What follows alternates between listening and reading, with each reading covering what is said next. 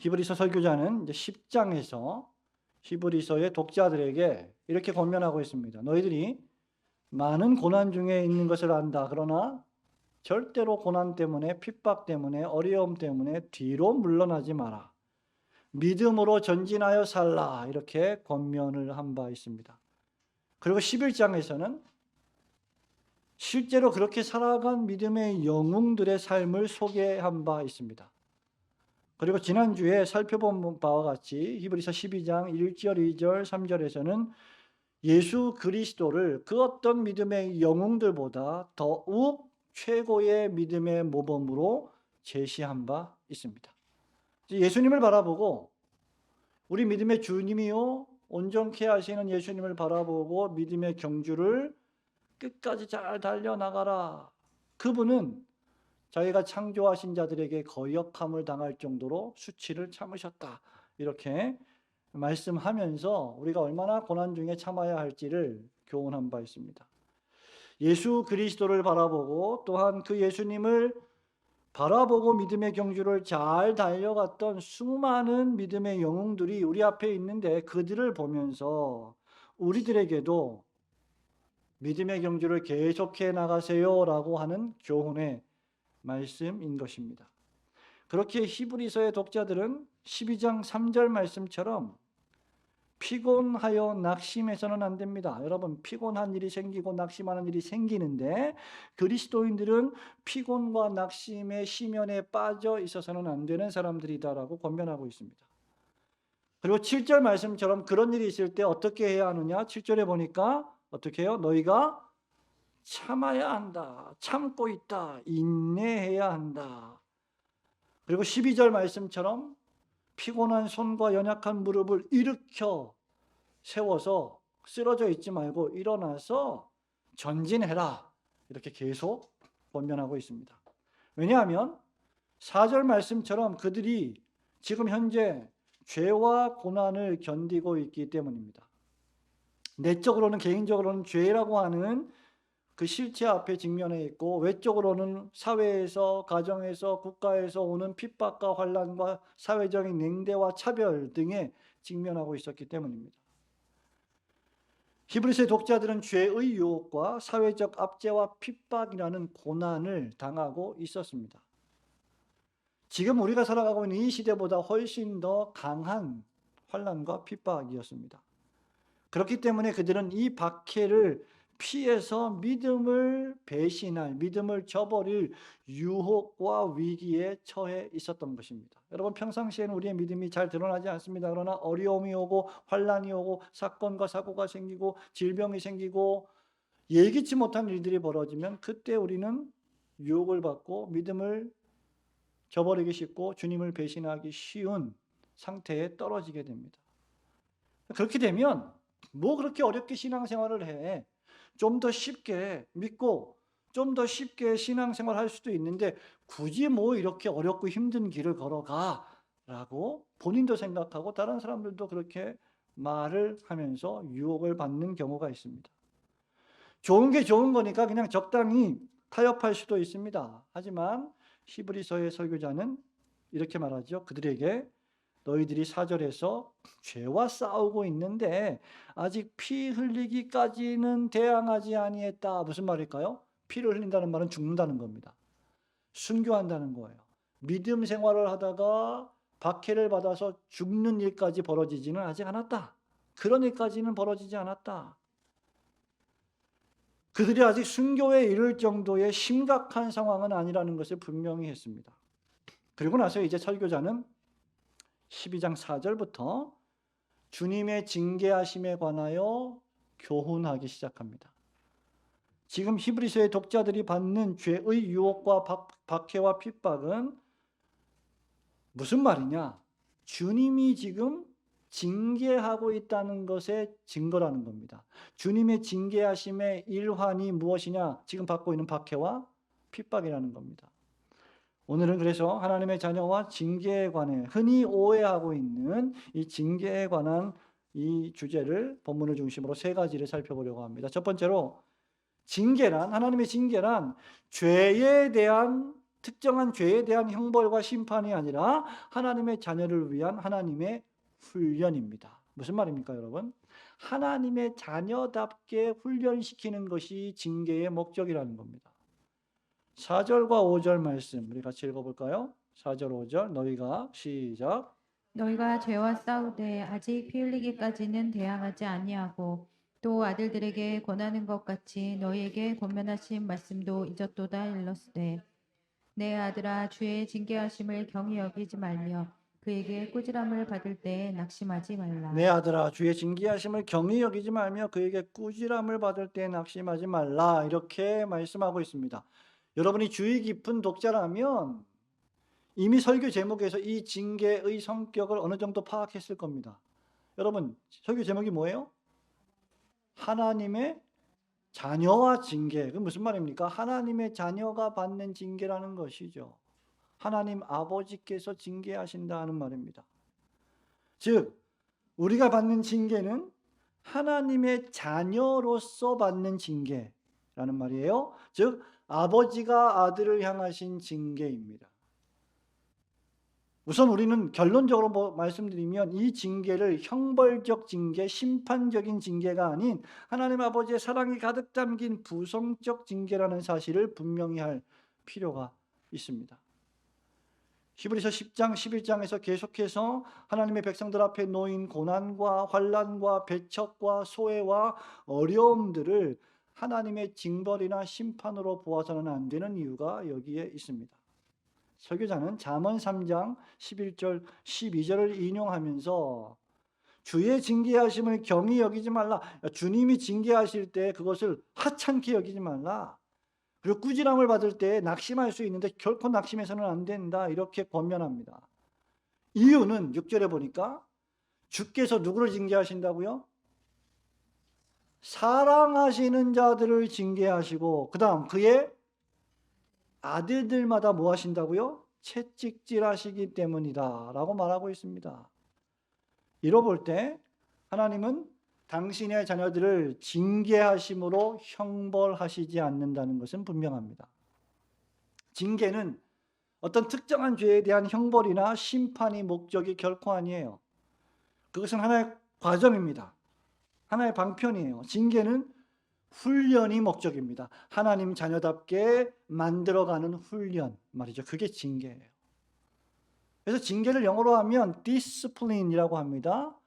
교회헌법에 보면 여러분 교회 안에 범죄한 일이 벌어졌을 때 당회에서 그 범죄한 자를 소환해서 묻고 질문하고 또는 회개를 촉구하고 그거에 상당한 어떤 견책을 내리고 근신하게 하고 돌아오게 합니다. 그때 쓰는 용어가 권징이에요. 그런데 그 권징의 엄밀한 뜻은 무엇입니까? 훈련입니다. 훈련. discipline. 훈련입니다. 하나님의 자녀들이 하나님의 훈련시키시는 것이다. 징계하시는 것이다. 이런 의미에서 징계를 반드시 죄에 따른 형벌과 같다고 생각해서는 안 됩니다. 징계는 그것보다 훨씬 더 큰 개념입니다. 이 어감이 주는 부정적인 요소가 있잖아요. 징계한다 그러면 뭔가 혼나는 것 같잖아요. 아니에요. 훈련하시는 겁니다. 히브리서 독자들은 그리고 특별히 11장에 기록된 믿음의 영웅들은 수많은 환난과 어려움들을 당했습니다. 여러분 예수님을 믿는다는 이유로 이들이 당한 불이익과 어려움이 무엇이었습니까? 그들은 불이익을 당했고 차별을 당했습니다. 때로는 재산을 빼앗겼습니다. 사회적인 냉대를 당했습니다. 감옥에 갇혔습니까? 갇혔습니다. 그죠? 여러분 어떤 이들은 고문을 당했어요. 예수 믿는다는 일 때문에. 여러분 요즘에 우리가 예수님 믿고 교회 나간다고 우리가 누가 우리를 붙잡아 가서 고문합니까? 막 전기 충격기로 막 전기 충격을 하고 여러분 손톱을 뭐 뽑고 이래요? 옛날 100년 전에 일제 시대처럼 그런 일 없습니다. 그런 고문 안 받아요. 근데 이 사람들은 그런 고문을 당했어요. 지난주에 우리가 공부했죠. 죽기까지 구차하게 지지난주 공부했습니다. 그럼에도 불구하고 고문을 당하다가 죽을 것 같은 고통을 당하고 있는데 죽기까지 구차하게 날 좀 풀어주세요. 힘들어요. 라고 말하지 않았습니다. 조롱과 채찍질을 당했습니다. 심지어 톱으로 몸을 잘리는 고통까지 당했습니다. 광야와 산과 집을 떠나서 토굴에 흙으로 된 동굴 속에서 갇혀서 살았습니다. 왜? 믿음을 지키려고. 주님을 부인하지 않으려고. 그럼에도 이 모든 사람들은 이 모든 것들을 넉넉히 감당했습니다. 그것이 11장에서 우리가 살펴본 내용들이에요. 그러므로 여러분, 하나님의 자녀가 당하는 징계는 다분히 훈련의 성격, 훈육의 성격이 강합니다. 징계는 하나님의 자녀들이 어떤 일을 당하더라도 믿음으로 의의 길을 걸어가게 만들어주는 하나님의 훈련의 방법입니다. 그렇게 설교자는요, 하나님의 징계를 말하기 전에요, 3절에서 뭐라고 말합니까? 너희들이 피곤하여 낙심하지 않기 위하여 죄인들의 거역을 참으신 이를 어떻게 해요? 3절에 생각하라. 누구요? 예수 그리스도를 생각하라. 너희들이 고난당할 때 피조물들에게 고통을 당하신 창조주 예수 그리스도를 생각하라. 이렇게 말한 것입니다.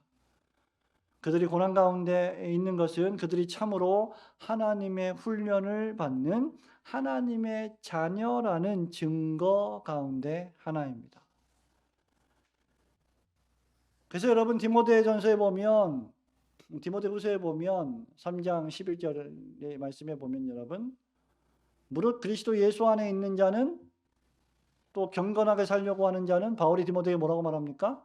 박해를 받으리라. 경건하게 살려는 자는 박해를 받으리라고 했습니다. 그것 자체가 하나님이 우리를 훈련하고 계시다는 증거라는 거죠. 그러므로 우리가 당하는 고난과 어려움들이 모두 다 하나님이 우리를 하나님의 자녀답게 훈련시키시는 과정임을 믿으시고 하나님의 자녀로 더욱 훌륭하게 성장하는 성도들이 되시기를 주님의 이름으로 축원합니다. 두 번째로 여러분, 하나님의 징계는 어떤 징계냐? 하나님은 당신의 자녀들을 사랑으로 징계하십니다. 징계의 이유가 뭐냐? 사랑이라는 겁니다. 훈련의 이유가 뭐예요? 하나님의 사랑입니다. 6절, 7절, 8절 말씀을 같이 읽어봅니다. 주께서 시작. 주께서 그 사랑하시는 자를 징계하시고 그가 받아들이시는 아들마다 채찍질을 하심이라 하였으니 너희가 참음은 징계를 받기 위함이라. 하나님이 아들과 같이 너희를 대우하시나니 어찌 아버지가 징계하지 않는 아들이 있으리요. 징계는 다 받는 것이거늘 너희에게 없으면 사생자요 친아들이 아니니라. 여러분, 이것은 자녀를 향하신 하나님의 징계의 이유입니다. 설교자는 피곤하여 낙심하지 말라 그랬어요. 3절에 피곤하지 마라, 낙심하지 말라. 5절에도 보니까 여러분, 주의 징계를 소홀히 여기지 마라, 가볍게 여기지 말아라. 또다시 낙심하지 말라고 했습니다. 왜냐하면 여러분, 징계를 받게 되면요, 훈련을 당하게 되면 고통스러워요. 그래서 드는 생각이 뭐냐면 절망스러운 거죠.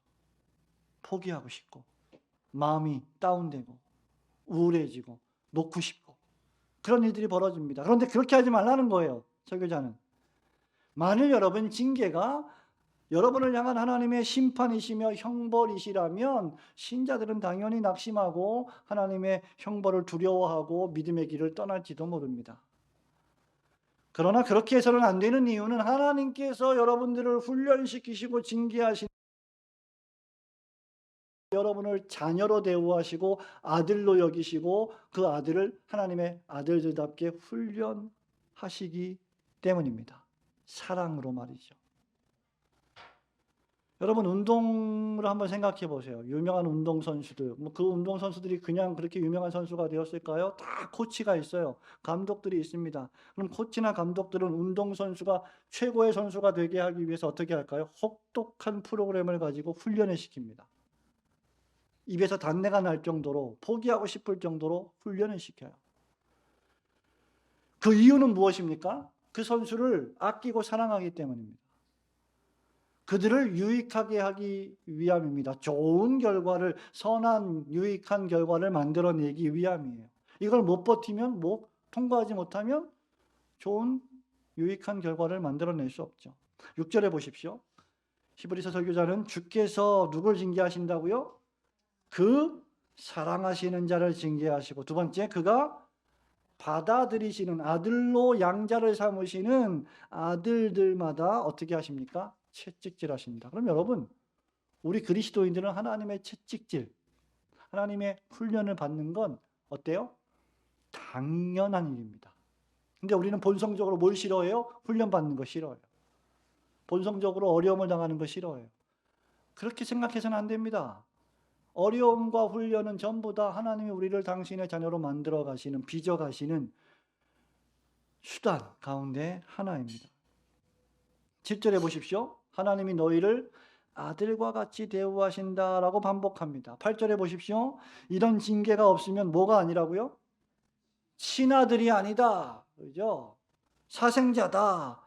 이렇게 말하고 있습니다. 여러분, 이 모든 말씀들이 의미하는 바가 무엇입니까? 하나님은 당신의 자녀들을 사랑하시기 때문에 징계를 통하여 훈련시켜 나가신다는 겁니다. 이뤄볼 때 하나님의 징계는 하나님의 진노나 심판이 아니에요. 도리어 하나님의 사랑의 표현입니다.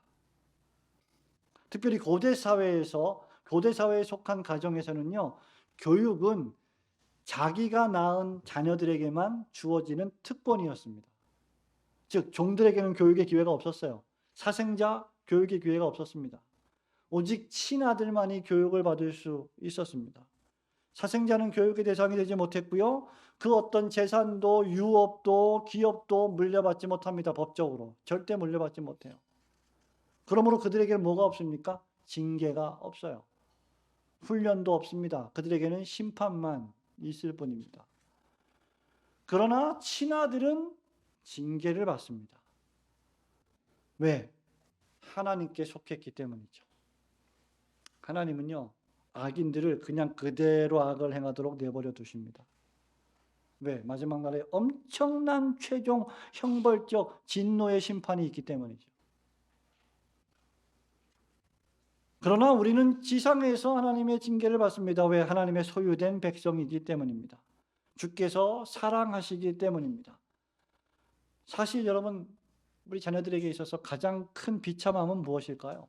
부모가 아예 관심을 갖지 않는 겁니다. 아예. 무관심한 거. 얼마나 비참한 일입니까? 사랑을 받지 못하는 거죠. 그게 무슨 사랑이겠습니까?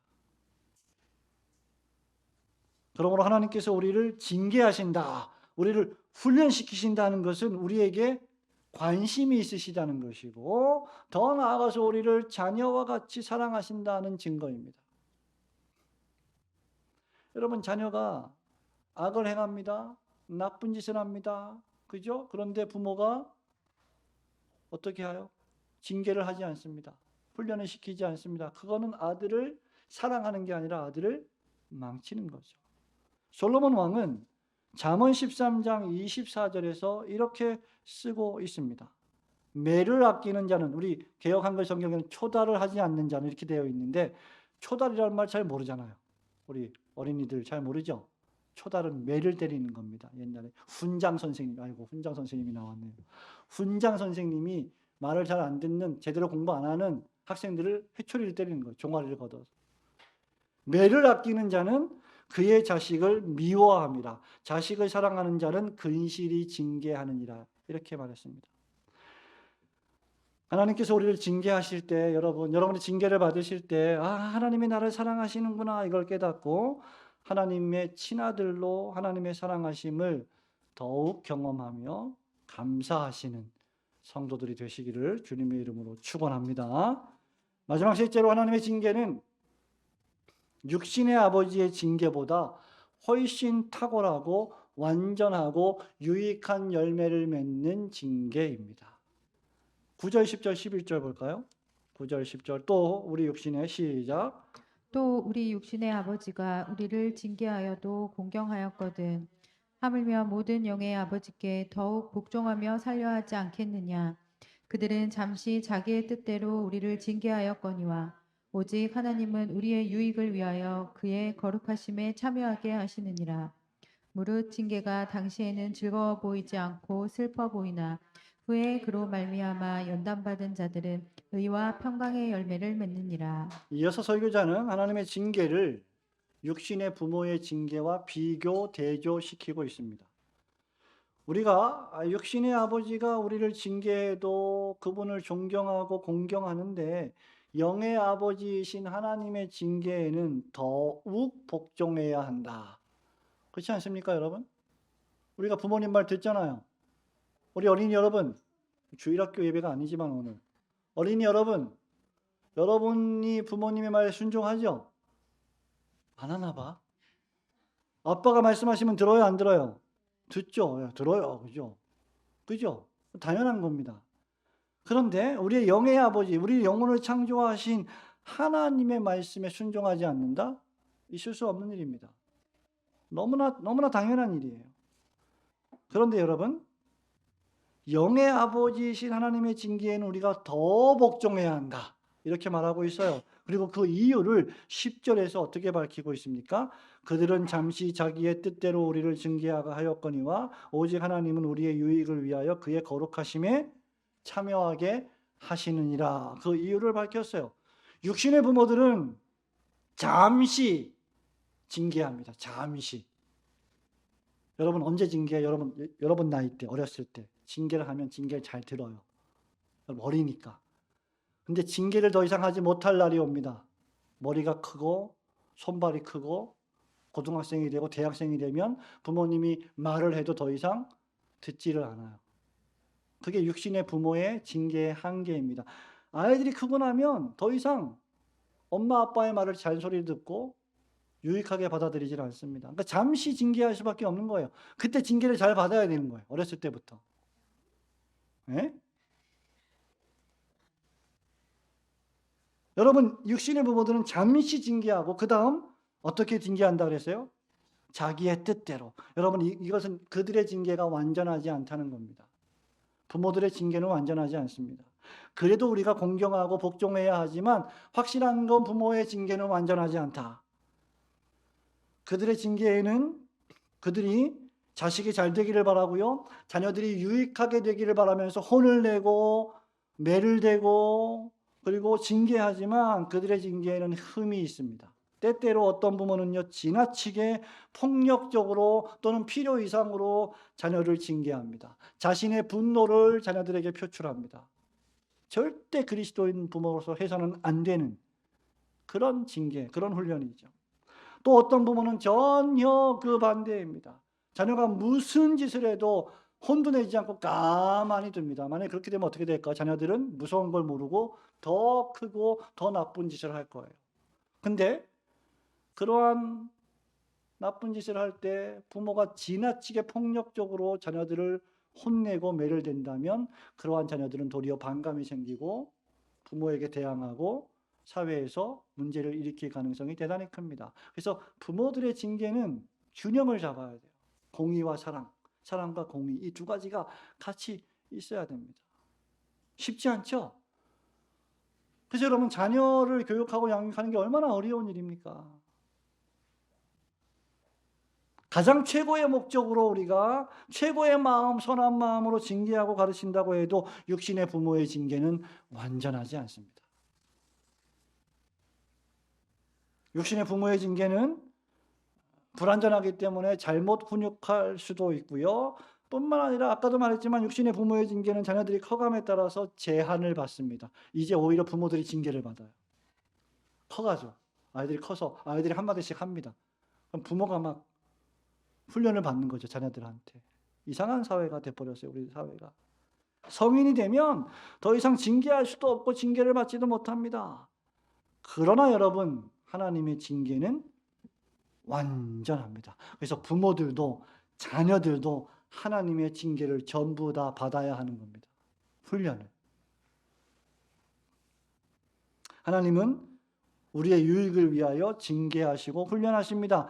하나님의 징계에는 흠이 없습니다. 그리고 하나님의 징계는 완전하십니다.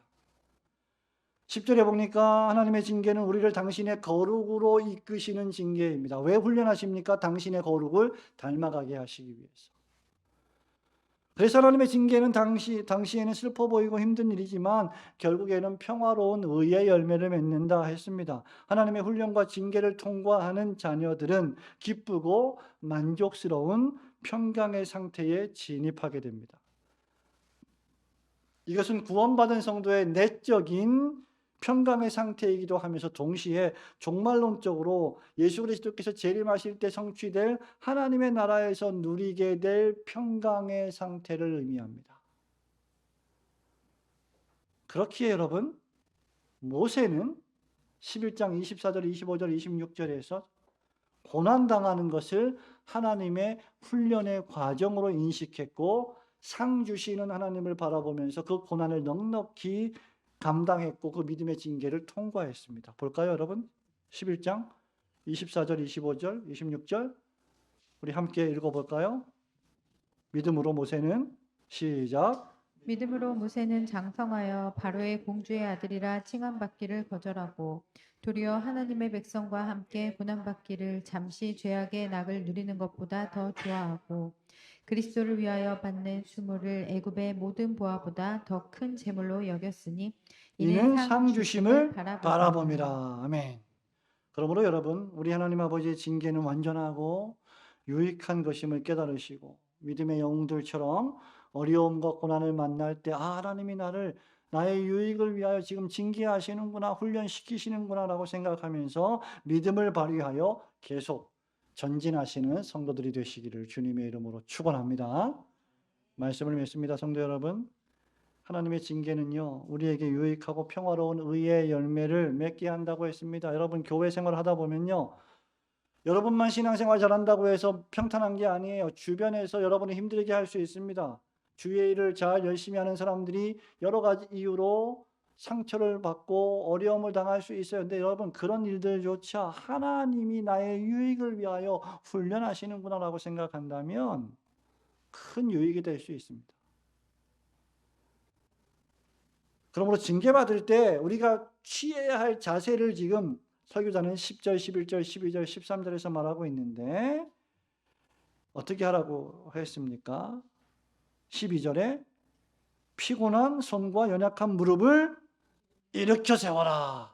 이건 무슨 말이에요? 징계받는 게 피곤하다는 겁니다. 피곤하지 않습니까? 않겠습니까, 여러분? 피곤한 일입니다. 우리가 얼마나 많이 지금 이렇게 행복하게 신앙생활하고 있지만 우리 초창기에 얼마나 많이 피곤한 일들을 통과해 왔습니까? 우리가 얼마나 험악한 세월들을 통과해 왔습니까? 그럴 때마다 우리가 일어설 수 있었던 것은 이걸 바라보기 때문에 하나님의 징계가 그 당시엔 슬퍼 보이고 고통스럽고 어렵지만 우리의 유익을 위해서 연단하시는 것이다. 그래서 피곤한 손과 연약한 무릎을 일으켜 세워야 합니다. 설교자는 성도들을 격려하고 있습니다. 여러분, 이 말씀은 이사야 35장 8절의 말씀을 지시하고 있는데요. 이사야 선지자는 이렇게 말합니다. 거기에 대로가 있어 그 길을 거룩한 길이라 일컫는 바 되리니 깨끗하지 못한 자는 지나가지 못하겠고 오직 구속함을 입은 자들을 위하여 있게 될 것이라. 우매한 행위는 그 길로 다니지 못할 것이며 하나님의 나라 천국의 대로입니다. 바로 이 하나님의 나라는 오직 끊임없이 고든 길로 걸어가는 하나님의 훈련과 징계를 받는 자들만 들어갈 수 있습니다.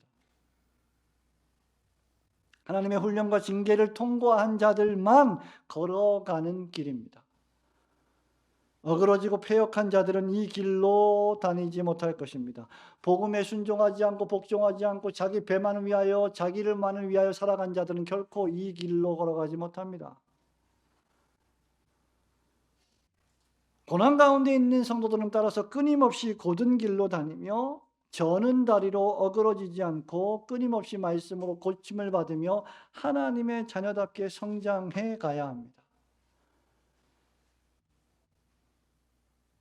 성도는 그리스도 예수 안에서 하나님의 말씀으로 끊임없이 고든 길로 행하고 예수 그리스도를 따르면서 계속하여 고침을 받아 마침내 그 거룩한 길로 행하는 깨끗한 자로 하나님이 세우실 것입니다. 그때까지 필요한 것이 무엇이냐? 징계입니다. 훈련입니다. 그렇게 여기서 우리에게 필요한 것이 또다시 무엇일까요? 참는 거예요. 인내. 7절 보십시오. 너희가 참음은 뭘 받기 위함이라? 징계를 받기 위함이다. 무슨 말이에요? 징계 받을 때, 훈련 받을 때, 못 참겠다 이거, 못 해먹겠다 이거. 이게 아니고 인내해야 된다. 참아내야 된다. 신약의 성도들은 인내하면서 손과 발을 강하게 함으로 그들에게 당면한 믿음의 경주를 계속 달려갔습니다. 모세가 그랬습니다. 아브라함이 그랬습니다. 에녹이 그랬습니다. 노아가 그랬습니다. 아벨이 그랬습니다. 성도 여러분, 우리에게 징계가 있다는 것은요, 우리가 하나님의 관심 밖에 있지 않고 하나님의 관심 안에 있다는 것을 의미합니다. 얼마나 축복이에요. 하나님이 우리에게 관심을 갖고 계시다. 하나님이 우리를 보호하고 계신다. 하나님이 우리를 사랑하신다. 우리는 하나님의 사랑 안에 있습니다. 하나님의 사랑 안에 있는 자들은 마땅히 하나님의 훈련을 받아야 합니다. 그러므로 이 하나님의 훈련과 징계를 말씀과 예배와 기도를 통하여 잘 받아서 그리스도의 장성한 분량에 충만한 데까지 이르러 그 거룩한 대로를 걸어갈 수 있는, 그 천국의 길을 걸어갈 수 있는 성도들이 되시기를 주님의 이름으로 축원합니다. 아멘.